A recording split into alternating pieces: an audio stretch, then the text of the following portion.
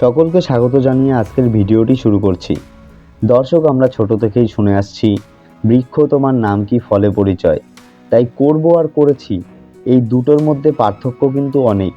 সেই পার্থক্যের নজর কেড়েছে আমাদের নদিয়া জেলার অন্যতম শিল্প শহর কল্যাণী। আমরা সকলেই জানি কল্যাণী এক্সপ্রেসওয়ে ইতিমধ্যেই আনুষ্ঠানিকভাবে খুলে দেওয়া হয়েছে।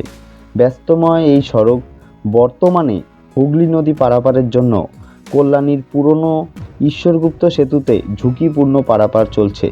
যদিও বড় গাড়ি তারা অ্যালাউ করছে না, তার পাশাপাশি নতুন সেতু নির্মাণ হচ্ছে রাজ্য সরকারের তত্ত্বাবধানে। জানা যাচ্ছে এই সেতুটি পশ্চিমবঙ্গের অন্যতম এবং উন্নত, তার পাশাপাশি স্ট্যান্ডার্ড সেতু তৈরি হতে চলেছে। এই ব্রিজ নির্মাণে পশ্চিমবঙ্গ সরকার এল&টি অর্থাৎ লারসেন অ্যান্ড টুব্রো লিমিটেড কোম্পানির হাতে এই ব্রিজ নির্মাণের দায়িত্ব দিয়েছেন। বর্তমানে প্রায় 70% কাজ কিন্তু সম্পন্ন হয়ে গেছে। বাকি 30% কাজ সম্পূর্ণ হতে প্রায় 2027 সাল লাগবে, যা জানা যাচ্ছে।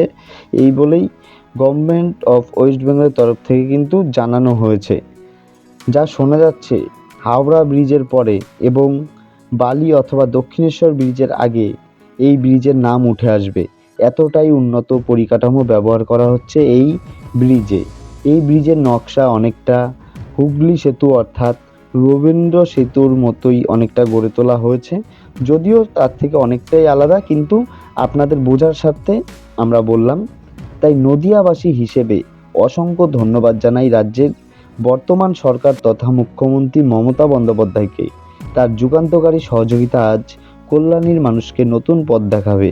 পুরো দেখুন আপনারা স্বচক্ষে এই ব্রিজ নির্মাণে কতটা সুন্দরায়ন গড়ে উঠতে চলেছে নদিয়ার কল্যাণীতে।